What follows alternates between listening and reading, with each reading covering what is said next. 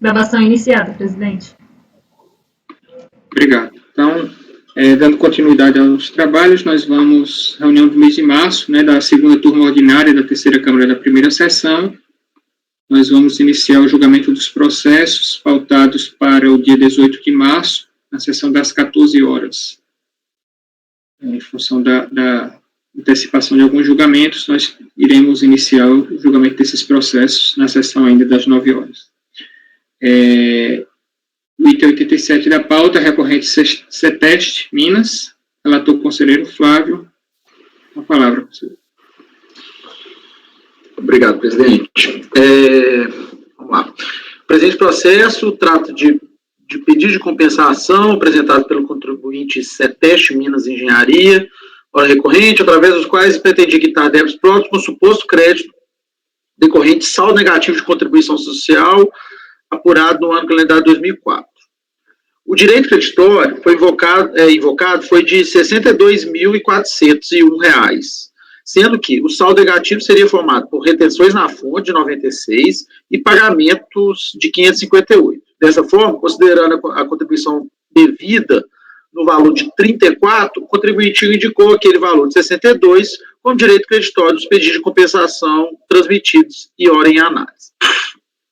Contudo, como se depreende do despacho decisório florestal, do total de 96 mil das retenções nas fontes declaradas, a fiscalização só reconheceu o valor de 49 mil, identificando-se assim o direito creditório no valor de 15 mil. Aí é o cálculo, né? O que fontes e pagamentos confirmados, o valor de 50 mil, diminuída da CS devida, daria esse valor que foi reconhecido pela fiscalização de 15.620. O contribuinte devidamente intimado daquele despacho, o recorrente apresentou manifestação, alegando, tal como consta na resolução de florestal. Ele alega, né, que, enfim, basicamente que ele recebeu o valor, que ele não poderia ser penalizado pela não declaração em DIF dos seus tomadores de serviço dos valores retidos. A DRJ em Belo Horizonte entendeu por julgá-lo como procedente o apelo do contribuinte. Ele apresenta recurso voluntário. Estou indo mais rápido aqui, tá, Paulo? Porque a discussão está mais embaixo. E o processo, no primeiro momento, foi distribuído no CARF, sob a relatoria do ex-conselheiro Rogério Aparecido Gil. Em um julgamento realizado por essa turma, entendeu-se por converter o julgamento em diligência. Foi proferida essa resolução, final 406, para que se analisasse, em primeiro lugar, as GIRFs, intimasse o contribuinte a apresentar comprovantes que demonstrassem o recebimento, basicamente, que demonstrasse o recebimento líquido dos valores que ele alegava que tinha recebido dos seus tomadores e, por consequência, o IR-fonte que deveria ser, que foi retido por aqueles tomadores de serviço. A DRF em Belo Horizonte, em cumprimento a essa resolução, no primeiro momento intimou o recorrente a apresentar os documentos. Ele apresenta esses documentos às folhas 1066 a 2029. Numa primeira análise, aquela fiscalização da DRF em Belo Horizonte, ela identifica que não foram apresentados comprovantes de todas as retenções e principalmente que o contribuinte não apresentou extrato bancário que comprovasse o recebimento do faturamento pelo valor líquido. Este extrato teria que ter os depósitos pertinentes grifados para sua pronta identificação.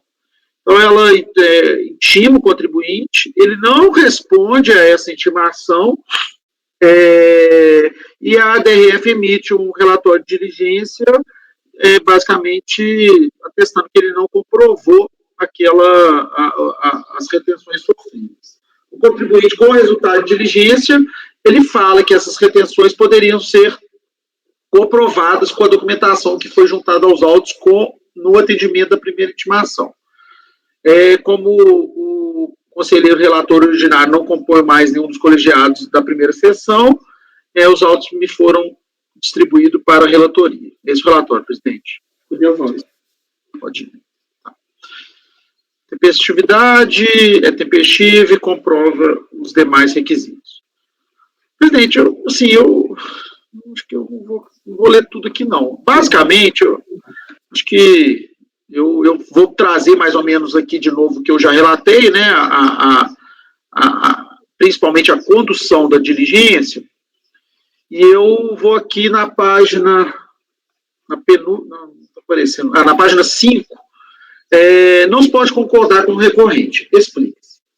Quando se analisa a documentação apostada aos autos pelo contribuinte, folhas tal, em atendimento à primeira intimação expedida pela fiscalização para realizar a diligência determinada pelo CARF, o que se observa é que foram apresentados os livros diários e razão, bem como as notas fiscais emitidas, em que pese estes não representarem a totalidade das retenções que supostamente compunham o saldo negativo da contribuição social.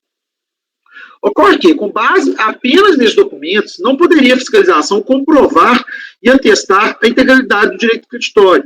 Em primeiro lugar, não se pode perder de vista que não foi apresentada documentação comprobatória de todas as retenções supostamente sofridas. Por outro lado, não houve a comprovação por parte do contribuinte, com documentação idônea, de que as declarações contábeis, livro-razão, em especial o livro diário, refletiam a realidade dos pagamentos realizados pelos tomadores de serviço. Nesse sentido, não se está desprezando o peso da prova dos lançamentos contábeis do contribuinte. Sabe que a contabilidade feita nos ditames da legislação tem o condão de provar a ocorrência do evento escriturado. Não é por outro motivo que o decreto 9580 de 2018 é categórico ao afirmar que os lançamentos contábeis fazem prova em favor do contribuinte, sendo dever da autoridade administrativa comprovar eventuais inconsistências. Nesse sentido, inclusive, é a redação dos artigos 967 e 969, que tinham a mesma redação dos artigos 923, 924, 925 do já revogado decreto 3.000 de 99. Aí eu cito aqui os dispositivos já do RI 2018, mas fazendo referência ao RI 99. Portanto, o dever de comprovar as ilações lançadas em uma autuação fiscal é da fiscalização. Não se pode admitir a transferência desse ônus ao contribuinte quando a legislação assim não autoriza. Sendo apresentada documentação que comprove e sustente os lançamentos da contabilidade, a fiscalização deve empreender as diligências necessárias para comprovar suas alegações. Contudo, uma vez instado pela fiscalização a comprovar os lançamentos contábeis, cabe ao contribuinte apresentar a documentação abdômen que dê suporte factível àqueles lançamentos. Não se pode admitir que o simples lançamento da contabilidade faz prova refutável ao contribuinte. É dever dele demonstrar e, principalmente, comprovar que sua contabilidade é fidedigna e que representa de forma correta a realidade dos fatos ocorridos.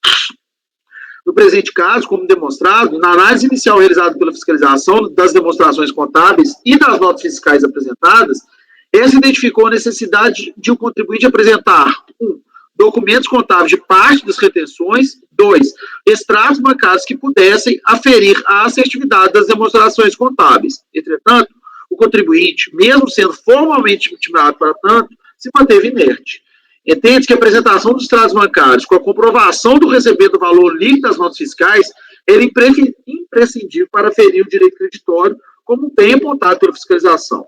Não se pode admitir como única prova das retenções as demonstrações contábeis como lançamento dos valores recebidos, sem que se possa aferir qual valor de fato foi recebido pelo contribuinte. E só os extratos bancários teriam o condão de confirmar os lançamentos da contabilidade do contribuinte. Portanto, entende que o recorrente, mesmo lhe sendo franqueada por mais de uma vez a possibilidade de comprovar seu direito creditório, não trouxe aos autos elementos suficientes para ratificar a integridade do direito creditório invocado no pedido de compensação. Por todo exposto, voto por negar provimento ao recurso voluntário. Como voto, presidente? Então, conselheiro, o relator está negando provimento ao recurso. Ô, Flávio, você fez essa parte aí relativa ao ônus da prova. Não seria interessante destacar aqui nesse processo aqui, como é o processo de crédito, né, de compensação, o ônus seria do contribuinte, né? Porque assim, você falou muito da questão da fiscalização, né? Mas como o processo aqui é um processo de compensação, talvez reforçasse, né, ainda mais os seus argumentos aí, né? Não, eu acho que eu posso acrescentar um parágrafo. Não é que eu estava lendo aqui, eu ouvi mesmo que fala de fiscalização, mas eu posso acrescentar, Paulo, sem problema nenhum, um parágrafo falando que aqui, mais ainda, é dever do contribuinte de trazer essa comprovação por se tratar de processo de compensação. Acho que fica bem amarrado, sim. Se por todos não tiver problema, Fala, Gustavo. Flavinho, só entender uma coisa, que as notas fiscais, você chegou a fazer o cotejo de nota fiscal com os lançamentos no Razão? Acho que nós chegamos até a discutir esse processo. Gustavo, assim, um a um eu não cotejei, não, mas assim, eu pelo menos tenho esse entendimento. Ele emitiu uma nota fiscal, mas o tomador do serviço pode ter pago o valor bruto. Cabia a ele comprovar que ele recebeu o líquido. Achar que a nota fiscal, principalmente nesse processo que a gente estava lá investigando, a gente deu oportunidade, a fiscalização chamou ele 2 vezes para apresentar os extratos. Achar que só com a nota fiscal ele recebeu o valor líquido, eu não consigo reconhecer um direito creditório com a nota fiscal, sabe? Então, nós chegamos a discutir isso, porque eu já decidi processos de compensação, e alguns, se não foram julgados ainda, estão aguardando presencial, e também outros que nós já analisamos. Por exemplo, teve casos, eu não me lembro se foi até do Breno, em que ele falou, não, as notas fiscais comprovavam a retenção. E aí a gente virou, não, nota fiscal é insuficiente, você tem que trazer a escrituração contábil. E aí a gente definiu o crédito onde ele traz a escrituração contábil. E mais a mais, é aquilo que eu acho que eu discuti contigo. O lançamento feito no Razão não é feito com base no extrato, é feito com base na nota. A contabilidade não pede extrato bancário. Então, assim, o documento, para mim, hábil e idôneo a comprovar o registro no Razão é a nota. É a nota fiscal que, aliás, se for emitido de forma falsa, caso não tenha ocorrido a operação, fica crime, a gente não pode presumir. Mas assim, o que eu não acho e aqui foi dada oportunidade para o contribuinte, o que eu não acho é que o simples fato de ter um valor lá de 100 na nota fiscal representa que ele recebeu 80 e 20 foi retenção. Isso, veja, a gente já está numa situação aqui, o seguinte, é um pedido de compensação em que os os tomadores que fizeram a retenção não declararam DIRF. Eu entendo. Só porque, assim, por isso que eu estou te perguntando se você fez o cotejo, porque os casos que eu peguei, no Razão está registrado o quê? O valor bruto da nota, aí tem lá, valor da nota, embaixo. Tem uma outra coisa que é a conta do cliente, em que ele faz o crédito do valor efetivamente pago pelo cliente. E aí, ele tem o lançamento bruto, o fonte e o valor líquido. Aí você compara com os valores da nota fiscal, mesmo que ela não tenha o valor líquido, tem o valor destacado da retenção e do valor. Assim, o livro é o que reflete a escrita fiscal dele, não é o extrato bancário. E o que vai comprovar, a meu ver, nesse caso, a retenção é a nota com o contexto do livro. Mas se ele tiver desta forma, se no livro tiver destacado o produto, a retenção e o líquido recebido. Por isso eu estou te perguntando sobre o cotejo. Se isso não estiver assim, eu já peguei casos que de fato não estão, e nesses casos em que o livro não afirmou qual era o valor líquido, eu não me lembro se eu converti em diligência ou se eu simplesmente indeferi, aí eu concordo, não tem como definir. Aí precisaria realmente dessa documentação complementar. O que eu queria saber é justamente isso. Se no livro houver essa descrição e os valores baterem, mesmo que o valor bruto e o valor de retenção bater com a nota fiscal, para mim é suficiente. Aí entra uma questão de valoração. Para mim, só isso não dá. Para mim, e a fiscalização deu oportunidade para ele. Para mim, ele precisava comprovar o recebimento do valor líquido de uma forma. Que forma? Extrato. Eu recebi dinheiro. Então, sei lá, um recibo, alguma coisa. Mas, para mim, ele tinha que comprovar. E foi dada a oportunidade mais de uma vez, e ele não comprovou. Tanto a nota fiscal quanto a escrita, né, a escrituração, são elementos de prova, claro, óbvio, do valor probatório, mas são elementos constituídos pelo contribuinte. Né? A gente está falando aqui de um direito creditório que ele está invocando, com base nesses elementos que apenas ele constituiu. Aí o Flávio destacou, não tem DIF, ou seja, a fonte pagadora não está dizendo que houve aquela retenção. Aí ele é instado a apresentar um elemento de prova que pode esclarecer definitivamente a situação, porque não é um elemento emitido exclusivamente por ele. E aí ele se nega a isso, apesar de ter 2 oportunidades, acho que aí fica complicado a situação. Eu não acho isso, volto a insistir, o problema não é de oportunidade. Vamos lá, eu exijo do contribuinte a escrituração contábil. Ele traz a escrituração contábil, não basta, você tem que trazer extrato. Escrituração contábil é comparada em documentos, Gustavo. Ô, Gustavo, a primeira intimação da fiscalização pediu para ele o extrato, ele não quis entregar, pediu segunda vez, ele não quis entregar. Então, eu já entendi isso, mas a escrituração contábil é baseada em documento. Ela está baseada em documento. Documento hábil e idôneo. Os estados auxiliam a escrituração, sim. O documento hábil e idôneo é a nota fiscal. Qualquer outra coisa além disso é exagero. Bom, mas, enfim, tá entendido o caso. Como é que você vota, Ricardo? Só para dizer para dei uma olhada aqui na resolução do Rogerinho, o Rogério deixou livre para a fiscalização escolher a forma, porque ele diz o seguinte: com referência às retenções que subsistirem, intimar ao contribuinte a demonstrar, por meio de sua escrituração contábil e documentação suporte, os serviços prestados às correspondentes fontes pagadoras e o seu recebimento pelo valor líquido da retenção. A fiscalização entendeu que deveria ser, então, os extratos.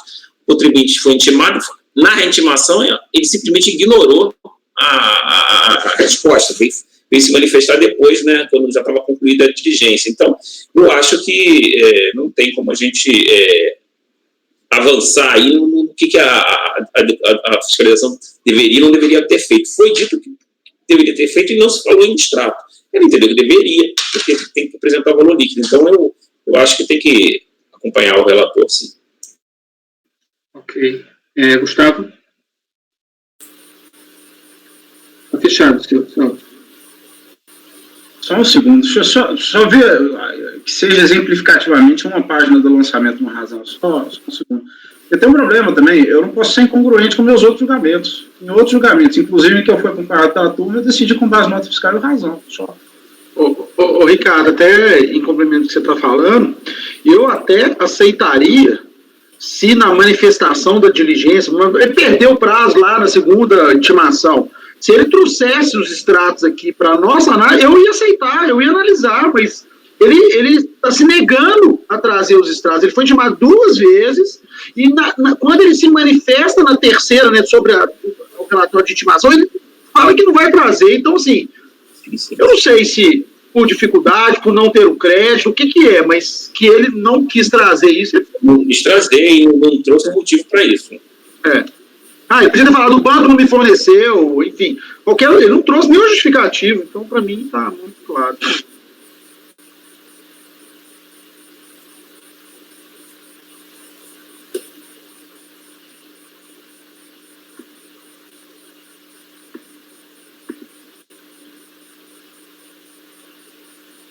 Só um minuto, presidente. Ok. Porcaria do PDF travou aqui.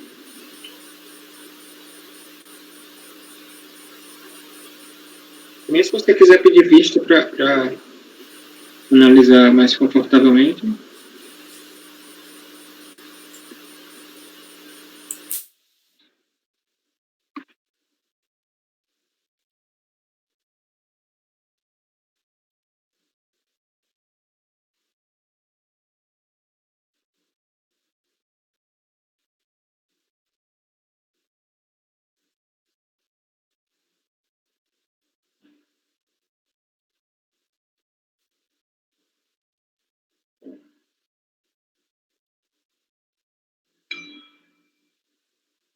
Eu estou tentando ver uma razão em que eu consigo identificar esses lançamentos, mas os lançamentos deles aqui são balancete analítico, são muitos lançamentos, eu não vou conseguir ver isso com calma. Você quer pedir vista não para analisar? Tá. Presidente, eu vou pedir vista.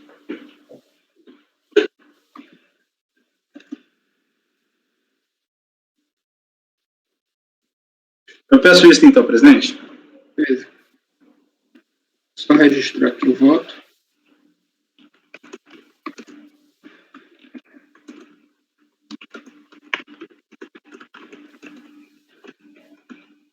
Feito o voto pelo conselheiro relator.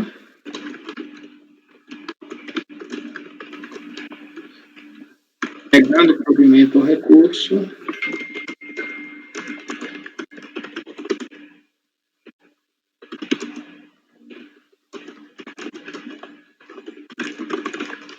acompanhado pelo conselheiro Ricardo Marozzi, e concedido vista ao conselheiro Gustavo.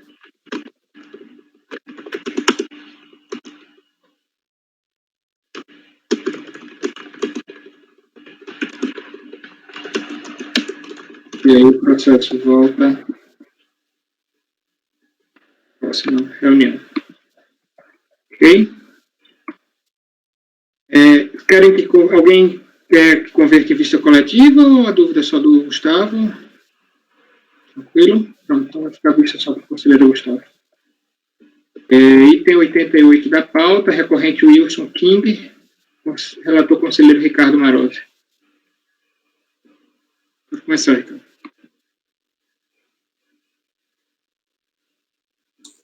Ok. Vamos lá, então. Cadê o meu processo aqui? Peraí.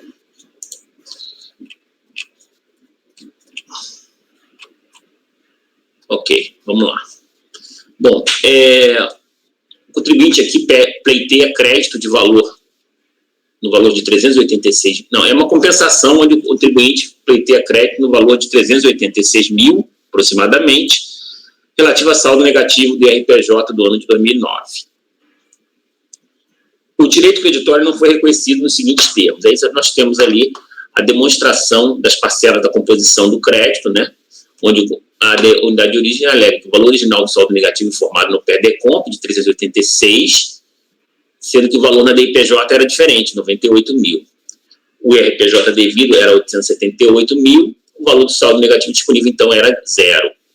E não homologou a compensação diante desses fatos. Bom, na manifestação de inconformidade, a empresa alega, em síntese, que a referida DECOMP foi preenchida com erros de digitação, afirmando que o correto preenchimento deveria ter sido feito da seguinte maneira. Aí ele faz um demonstrativozinho, onde estariam os dados incorretos e os dados corretos, né? Inclusive variando aqui o exercício e dados de início e final do período. Bom, a DRJ do Rio de Janeiro proferiu, então, acórdão que entendeu não haver óbice à verificação do alegado erro de preenchimento do PERDECOMP, observando-se as características constantes do pedido original são coincidentes com o período de apuração apontado como correto, com seus valores e demais elementos. Não obstante, neste caso, o contribuinte pleiteou a alteração do ano calendário do saldo negativo de 2009 para 2004, situação em que, considerando a data do protocolo do PERDECOMP, 28 de janeiro de 2010, configura-se o escoamento do prazo quinquenal estabelecido no 168 CTN. Assim, o voto condutor daquela decisão ponderou que aquele argumento não poderia, que aquele argumento poderia estar tentando contornar este obstáculo e julgou improcedente a manifestação de inconformidade. Inconformada, a interessada apresentou recurso voluntário, onde essencialmente alega que o prazo quinquenal deveria ser contado a partir da data da entrega da DIPJ 2005, isto é, 30 de junho de 2005. Transcreve a ementa de alguns julgados para sustentar essa posição. Posso seguir? Pode seguir. Bom, o recurso é tempestivo e preenche os requisitos de admissibilidade.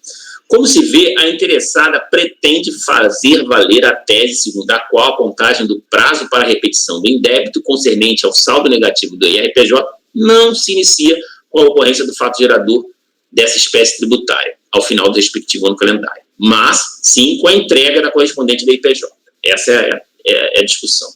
De fato, havia uma certa controvérsia com relação às regras estabelecidas no CTN para a contagem do prazo que o contribuinte possui para pleitear a repetição do indébito, eis o conteúdo dos seus artigos 165 e 168, que estão aí reproduzidos.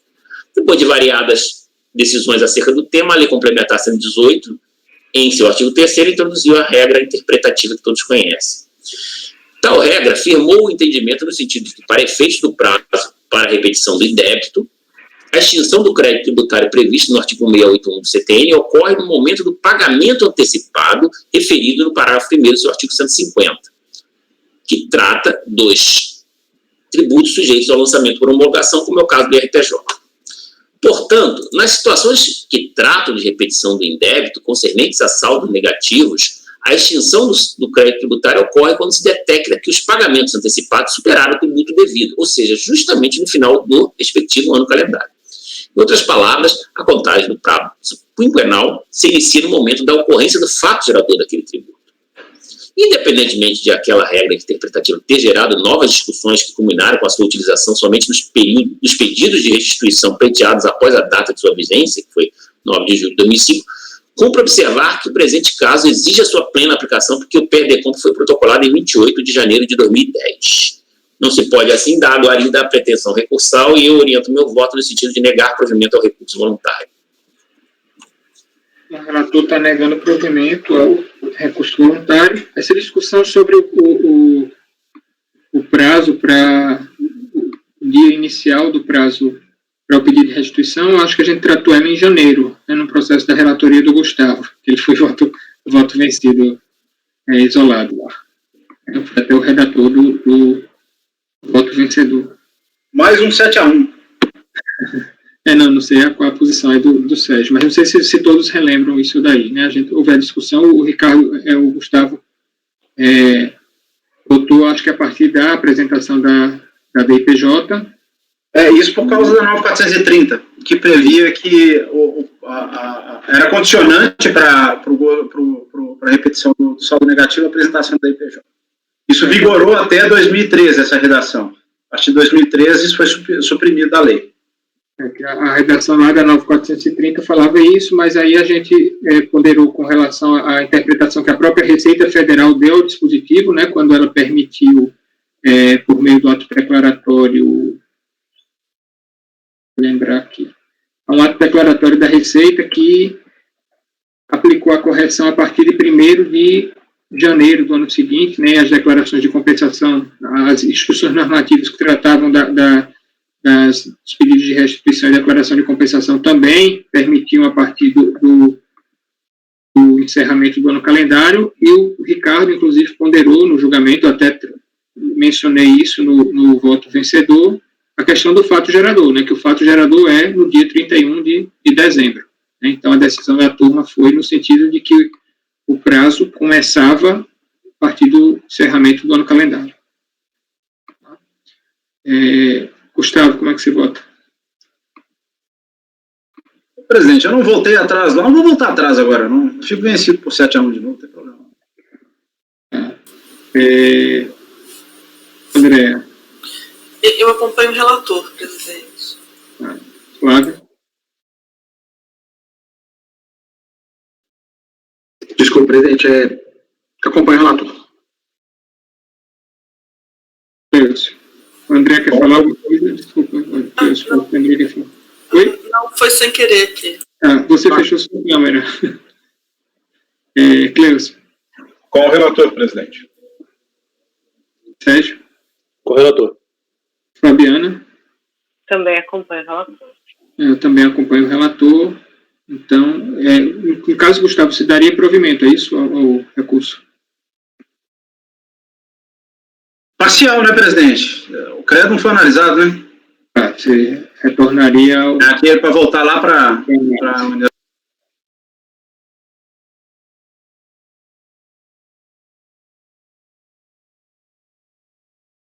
Então, acorda nos meios do colegiado, por maioria de votos, sem negar provimento ao recurso voluntário, nos termos do relatório e voto do relator, vencido o conselheiro Gustavo, que daria provimento parcial ao recurso voluntário para afastar o óbice da prescrição e determinar o retorno dos autos.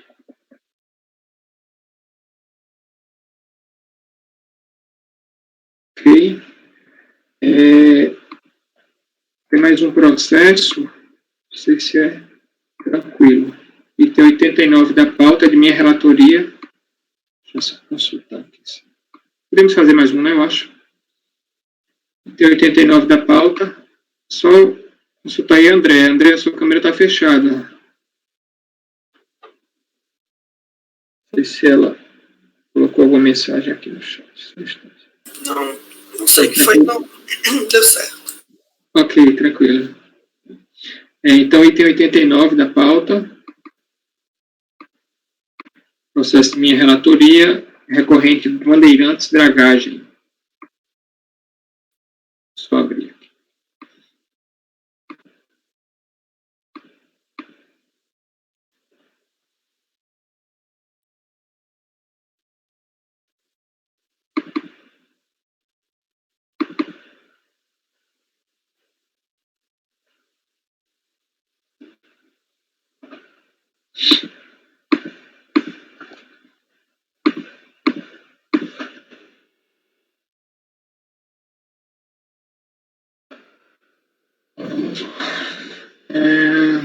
O processo também de declaração de compensação, julgado improcedente a manifestação de conformidade, o contribuinte está compensando de saldo negativo de IRPJ do ano calendário 2005, no montante de R$ 1.200.000. Todas as referidas de compra foram objeto de apreciação do despacho decisório eletrônico de folhas, emitido em 2009, agosto de 2009, e que não se homologou as compensações nelas declaradas, uma vez que não haveria saldo negativo de RPJ apurado na DIPJ apresentada pela recorrente em relação ao citado no calendário.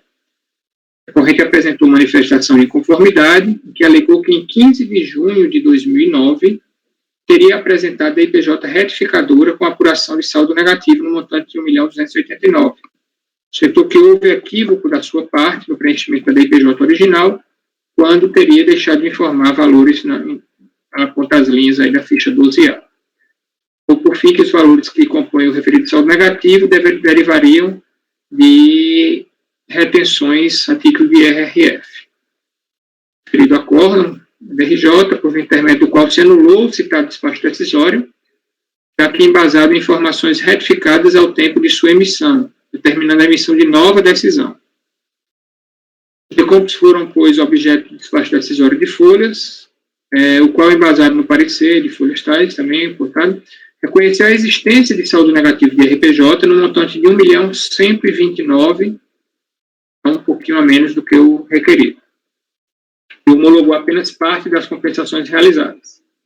A razão para o não reconhecimento integral do crédito pleiteado foi a constatação da ausência de submissão à tributação de parte das receitas sobre as quais incidiram as retenções de IRRF. A autoridade administrativa, então, para considerar as referidas retenções, alterou a apuração do lucro líquido do período. E que parte das estimativas de RPJ compensadas com saldo negativo do período anterior não foi confirmada, e da ausência de DIF para comprovar as retenções informadas na composição do saldo negativo compensado. Resumo das divergências pode ser visualizado no quadro abaixo, extraído do mencionado parecer. Então, essa foi a apuração feita lá pela delegação.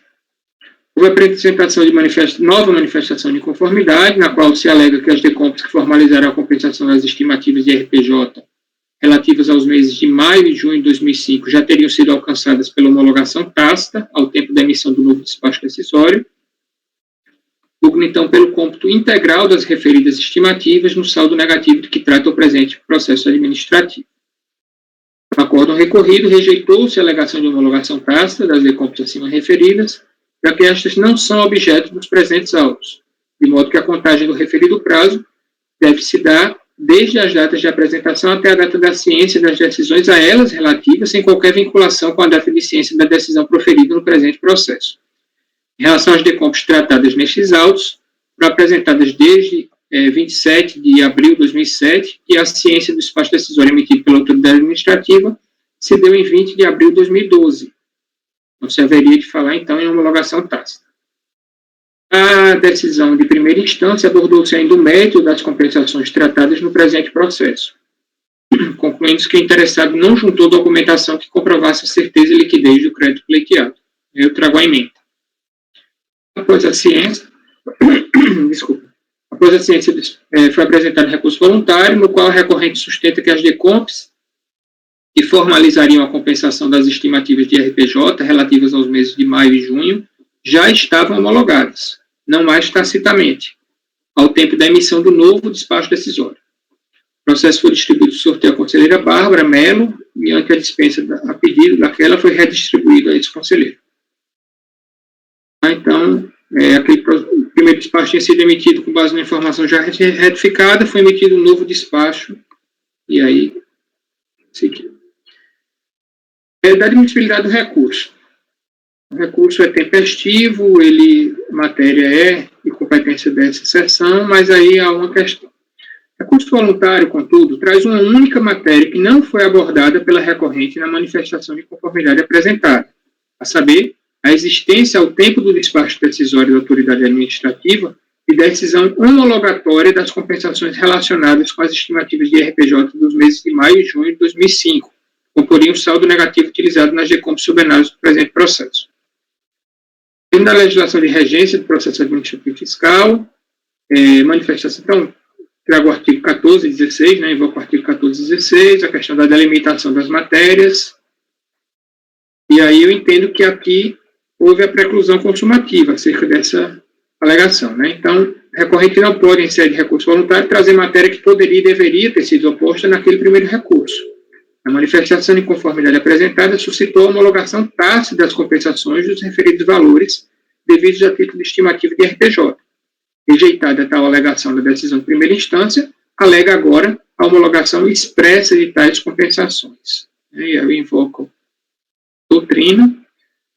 Sendo a referida matéria a única apresentada no recurso voluntário, deve-se negar conhecimento devido à preclusão a ela relacionada. Suposto voto por negar conhecimento ao recurso voluntário. Entendo que a matéria não foi abordada na manifestação de inconformidade. Alguém quer discutir alguma coisa? A gente pode partir. André quer falar? Pode falar. Ô Paulo, aqui não se aplicaria, essas estimativas, elas foram declaradas em declaração de compensação, não é isso? Não se aplicaria o parecer, de qualquer forma? Bom, mas aí se a gente precisaria conhecer do recurso, né? Eu entendo que essa matéria não foi, essa suposta homologação, isso daí não foi tratado lá, né? Que é a única matéria que ela traz no recurso, na verdade. Né?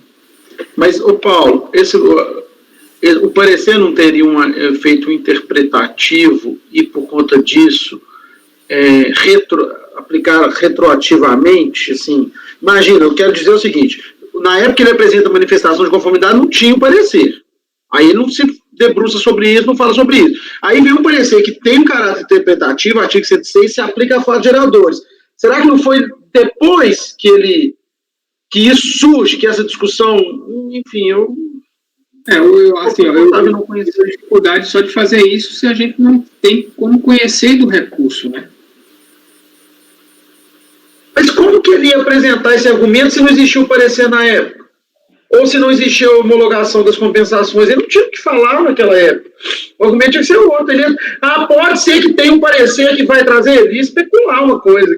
Não, tudo bem, mas digamos que, por exemplo, já se ele não tivesse nem recorrido, nem apresentado manifestação de conformidade, saísse o parecer depois, isso aí não teria efeito nenhum. Né? O que ele alegou na manifestação de conformidade foi houve homologação tácita. Isso aí foi enfrentado pela delegacia.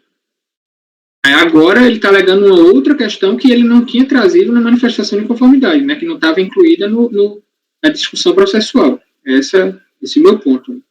Vamos ver o que é que o nosso professor Cleucio fala.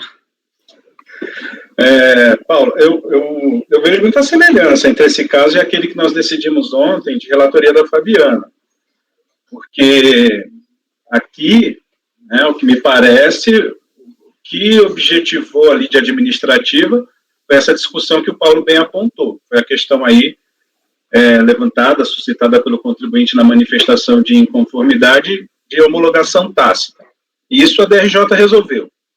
Agora ele traz de volta ele traz agora no voluntário uma questão que ele poderia ter suscitado, porque, embora o parecer normativo seja de 2018, mas essa discussão, ao que me parece, já vinha sendo debatida há bastante tempo no CARF, né? Nas discussões do processo administrativo. Então já era um assunto conhecido. Eu, até por conta do que decidi ontem, acompanhando o voto da Fabiana, entendo aqui que há, sim, uma inovação da lide administrativa feita no recurso voluntário. Em princípio, né, pelo que eu estou vendo aqui do relatório que o Paulo explica, me parece que é o caso. Mas, enfim, se outros colegas também apresentarem novos argumentos, quem sabe até... Vamos ver o que é, né? Entendimento. Fala, Gustavo. Vamos lá, eu sei que a maioria aqui havia essa aplicação do artigo 16, mas você tem aqui dispositivos específicos do 16, no inciso 4, que imporiam ao contribuinte, quando menos, trazer justificativas para a apresentação desse argumento específico, que ele não trata do parecer, como bem pontuado pelo Cleucio, mesmo que o parecer não existisse, essa discussão ela vem sendo travada desde longa data. Eu acho que essa questão do parecer pode ficar de lado por hora. O fato ele virou, não houve homologação, ok. Mas isso é um fato novo?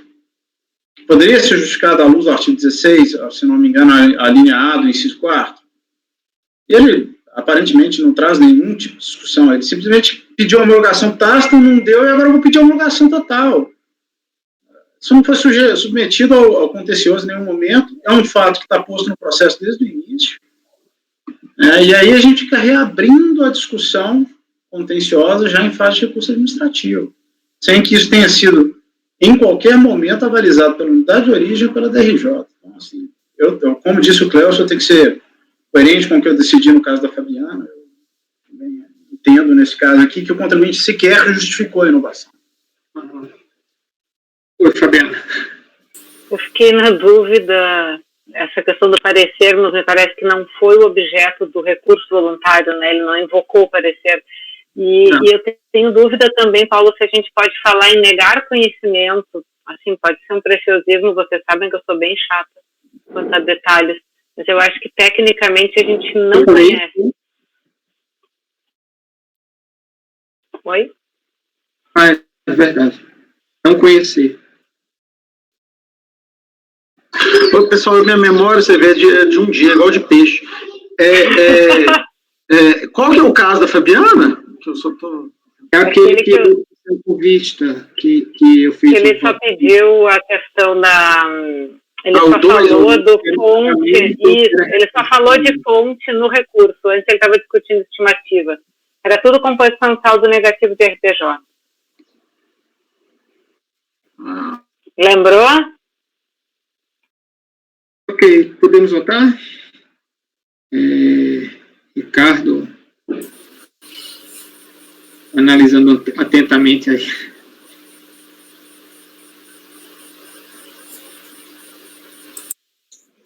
Eu estou tentando entender, até porque quando essas coisas de você ir lá no final, já mais ou menos para tentar se situar, acaba prejudicando, porque eu fui lá naquele amarelo teu ali, que dava um resultado. Eu fiz análise do mérito para na minha cabeça para compreender o processo, eu estou tentando entender. Mas olha, eu só quero entender um pontinho. No recurso, ele está pedindo ele está alegando que já foram homologadas as decisões, não está mais falando em homologação tácita. Ele constatou que aquelas decompras lá foram de fato homologadas. Isso. Na manifestação de conformidade ele falou. Sorry, mas eu não posso conhecer porque você não trouxe isso, inovação, não é isso? Exatamente. Na manifestação de conformidade, o que ele tinha falado olha, houve homologação tácita dessas decompras. A DRJ analisou, disse que não havia, aí agora no recurso voluntário ele disse, não, essas decompras já foram homologadas expressamente, né? Assim, eu entendo que o contribuinte, corre o risco de ser cobrado por algo que ele já ganhou lá. Então, eu sugeriria, concordo contigo, não conheço, mas eu sugeriria um parágrafozinho dizendo que nada impede que a unidade de origem reconheça que parte do que foi alocado no saldo negativo foi homologado como alega o contribuinte no seu recurso. Mas é que aí não tem como, Ricardo, porque assim, não é questão da cobrança dos débitos, né? Teria que ser uma compensação mesmo, né? A unidade não teria como fazer essa compensação, já que não há uma decisão reconhecendo o crédito. Ela ia ter que rever de ofício, né? Alguma coisa assim. De ofício. Porque isso aí o contribuinte tem o direito, né? Está na cara que tem o direito. Se é verdade que já foi homologado lá, eles agora vão cobrar aqui, dureza, né? Ô, Paulo, mas assim, ainda ganha os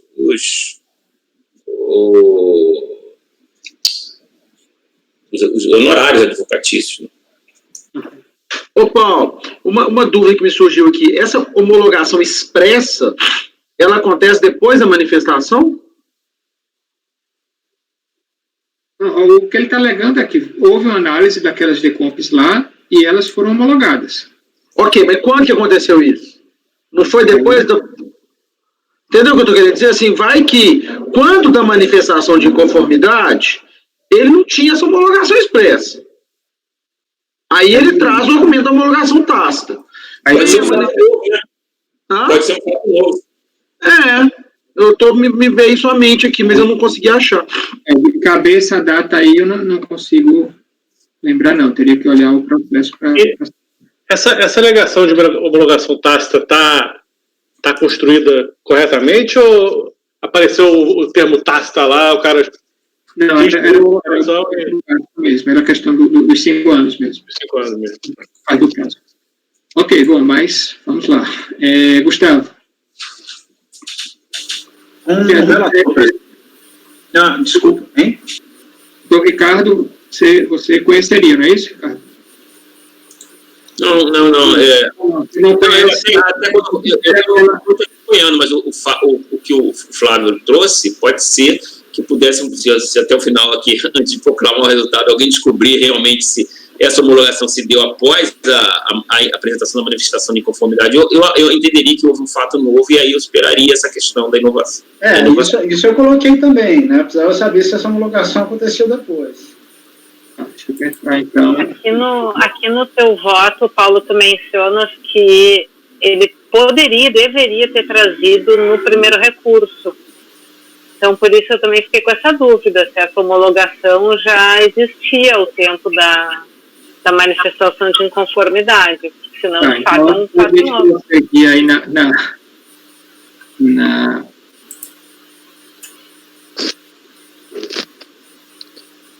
Será que os princípios do formalismo moderado e da verdade material não supririam isso tudo aí, não? Porque, assim, com certeza, quando foi feita a decisão, né, o despacho decisório, ela não estava homologada, porque a autoridade administrativa, inclusive, traz a relação das DECOMPs aí. Para ver a homologação, teria que ser entre a emissão do despacho decisório e o oferecimento da manifestação de conformidade. Teria que ser muita coincidência aí, né? Mas, deixa eu só ver se ele traz aqui, ó.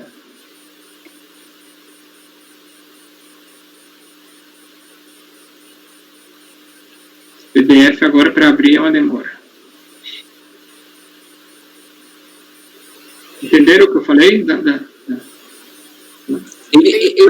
Em 30 dias teria que ocorrer aí a homologação. Ele está falando, o contribuinte fala assim, Paulo, conforme extratos anexos, ao tempo da fiscalização, ambas DECOMPs já tinham sido homologadas pela Receita Federal.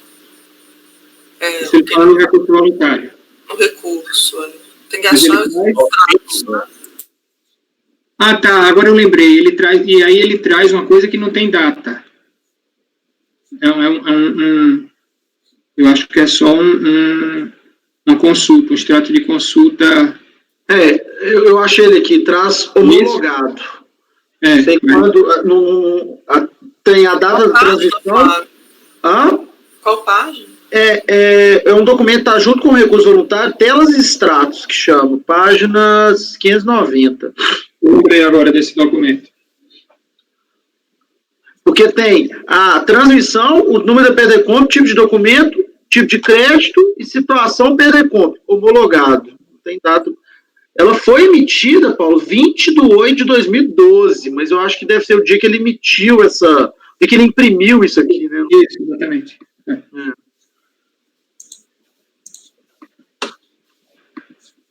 Eu sou com o Sérgio aqui, viu, gente? Isso aqui tá muito... Verdade material, formalidade... Não pode pegar fé fogo, né? Tá homologado, a Receita já reconheceu o crédito, assim, né, reconheceu indiretamente, a partir do momento que ela compensou, homologou as compensações. Desculpa. Proporcionalidade.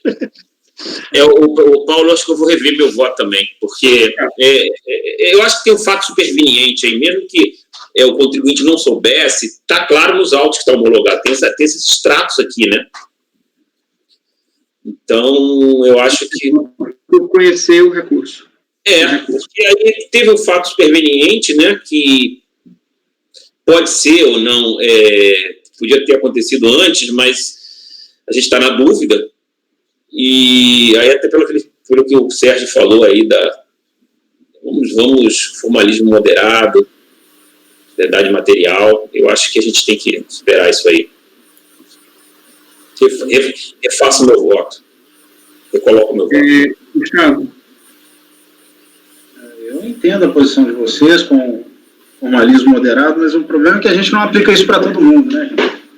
Então, casos e casos. Se a gente for aplicar o princípio do formalismo moderado aqui, a gente vai acabar convertendo em diligência todo o processo de compensação. O próprio contribuinte confessa que a homologação aconteceu ainda em primeira instância. O fato não é novo. O delegado isso lá desde o início, sustentou a homologação tácita. Eu acompanho o relatório. André? Com a devida vênia ao relator, eu vou acompanhar a divergência do Ricardo. Me parece um pouco parecido também com aquele caso da Fabiana, em que eu me posicionei favorável. Naquele caso, era retenção na fonte, tinha a hora que o contribuinte mencionava estimativa e retenção, e eu acompanhei por conhecer. Nesse caso também eu entendo que formalismo moderado,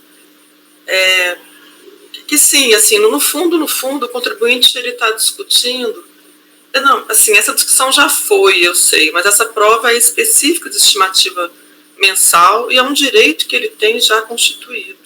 Aí eu passaria um pouco por esse formalismo. Tem parecer, né? Ainda tem parecer. Tem parecer ainda. Até pela aplicação do parecer, que você precisaria conhecer do recurso, né? Sim, mas nesse caso eu conheceria. Okay. Formalismo moderado, eu acompanho a divergência. Flávio.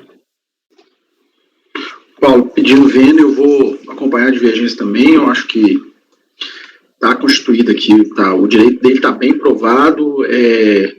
A gente, como o Ricardo bem colocou, a gente tem até dúvida com relação à data de quando houve essa homologação, a gente não sabe se ela surgiu posteriormente.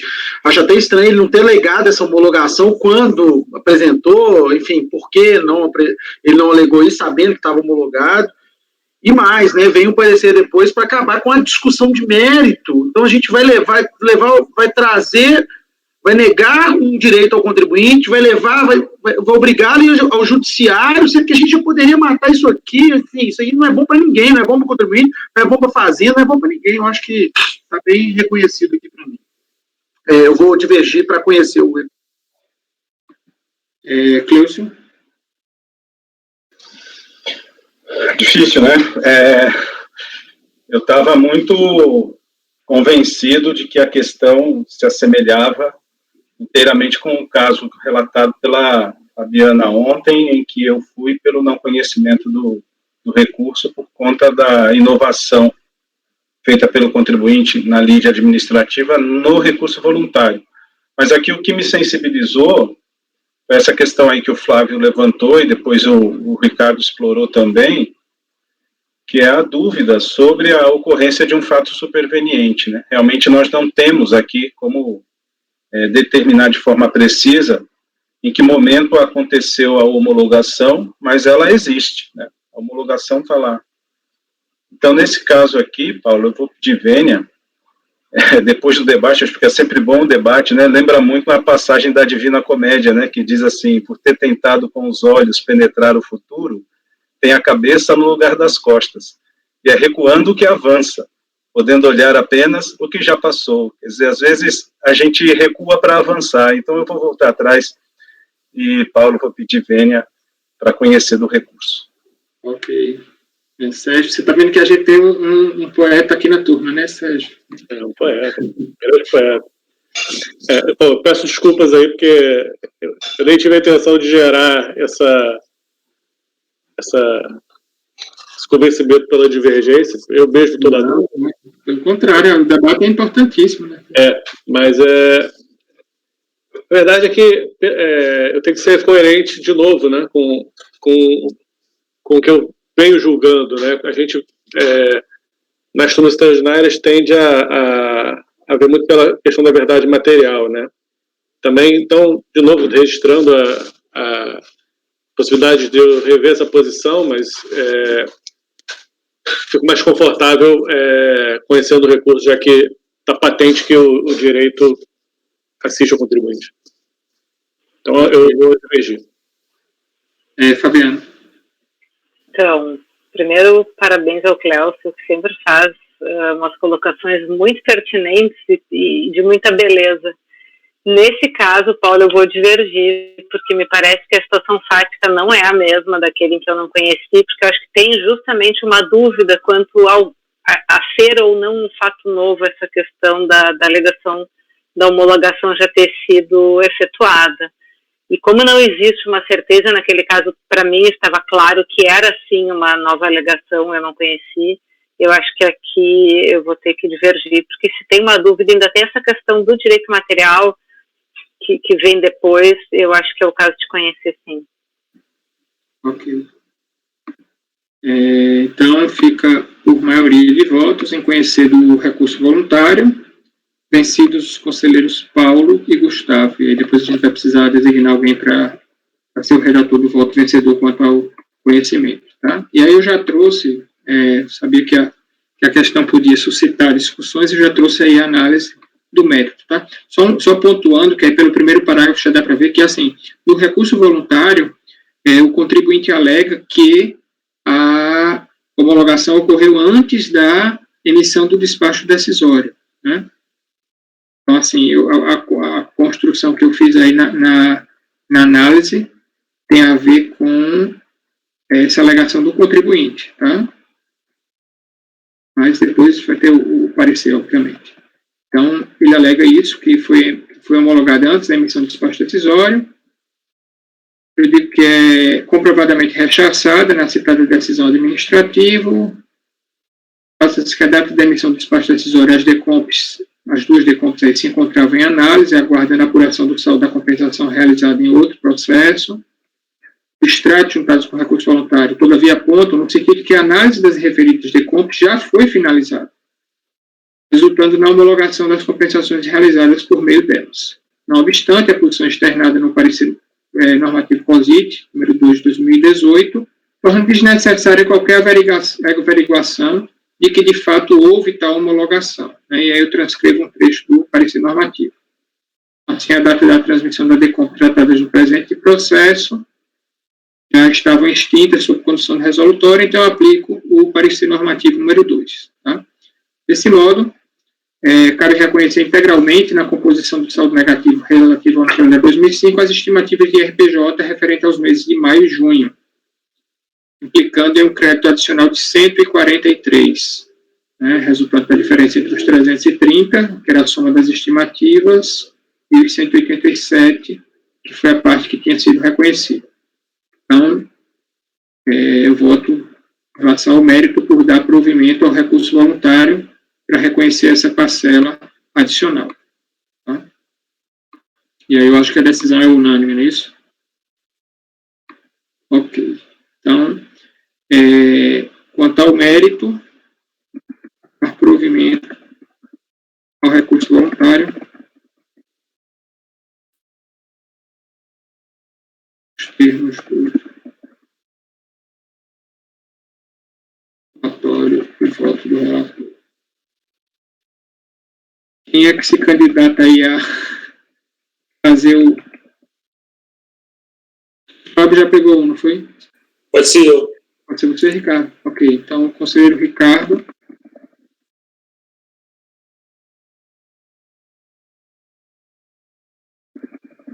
Foi designado como redator do voto vencedor quanto à parte em que o relator foi vencido, né, que é o conhecimento.